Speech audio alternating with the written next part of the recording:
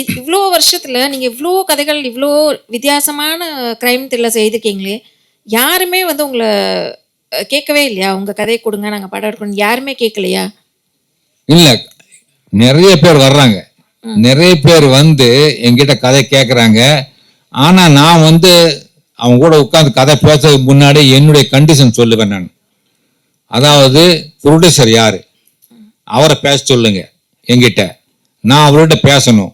அதுக்கப்புறம் தான் நான் உங்க கூட உட்காந்து பேசுவேன்.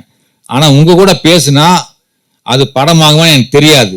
ஏன்னா எனக்கு ஆல்ரெடி ஏகப்பட்ட கமிட்மெண்ட்ஸ் இருக்கு. முதல்ல வந்து நான் பத்திரிகை கதை எழுதிட்டு இருந்தேன். இப்ப அப்படி கிடையாது.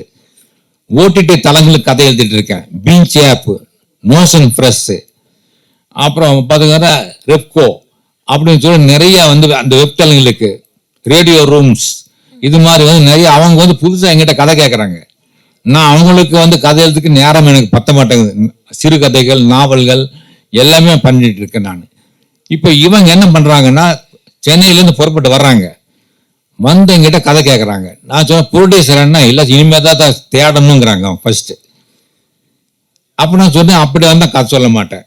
ஏன்னா அதுக்காக வந்து நான் உட்காந்து உங்க கதை சொல்ல என்ன பிரயோஜனம்? படம் எடுக்கிறதா இருந்தால் பேசுவோம், இல்லைன்னா வேண்டான்னு சொன்னபோது அதுலேயே போயிடுவாங்க. சிலர் என்ன பண்ணுவாங்கன்னா, அந்த ப்ரொடியூசர்ஸ் வந்து அவங்க பிஏ மூலியமா பேச சொல்லுவாங்க.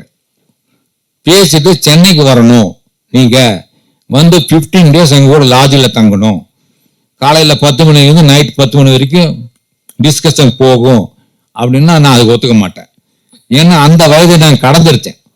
அந்த வயதை கடந்து என்னால் வந்து வீட்டில் தான் பண்ண முடியும், இல்லைன்னா என் வீட்டுக்கு பக்கத்தில் லாட்ஜில் தான் வந்து நீங்கள் ரூம் எடுக்கணும், அப்போதான் என்னால் முடியும். நான் சென்னைக்கு வந்து நான் எல்லாம் இருக்க மாட்டேன் அப்படின்னு சொல்லி அவங்கள்ட்ட பொலைட்டாக தான் சொல்லுவேன். ஏன்னா அந்த வயதெல்லாம் கடந்து வந்தாச்சு நான். இப்போ என்னுடைய வயதுக்கு நான் டிராவல் பண்ணி வந்து லாட்ஜில் தங்கி அப்படி வந்து நமக்கு ஒரு புகழோ பணமோ தேவையில்லை. அந்த புகழுக்கும் பணத்துக்கும் பின்னாடி போக வேண்டிய அவசியம் இல்லை. மன நிறைவோடு நான் இருக்கிறேன்.